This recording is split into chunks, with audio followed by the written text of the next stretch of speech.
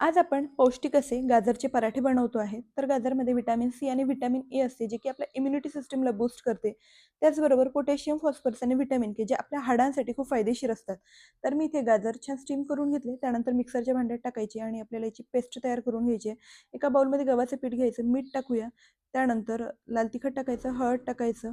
त्याचबरोबर धने जिरे पावडर टाकूया. अख्खे जिरेसुद्धा टाकले, पांढरे तीळ आणि क्रश करून ओवा टाकायचा. त्यानंतर ही गाजरची पेस्टसुद्धा टाकूया आणि पाणी न टाकता आपल्याला याचा अगदी सॉफ्ट असा डो तयार करून घ्यायचा आहे.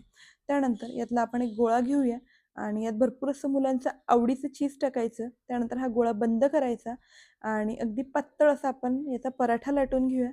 त्यानंतर मी इथे तव्यावर तूप टाकलंय. तुम्ही तेल किंवा बटरसुद्धा टाकू शकता आणि हा पराठा आपल्याला आलटून-पलटून दोन्ही साइडनी छान भाजून घ्यायचा आहे आणि बघू शकता मस्त असा पौष्टिक असा पराठा तयार झालेला आहे.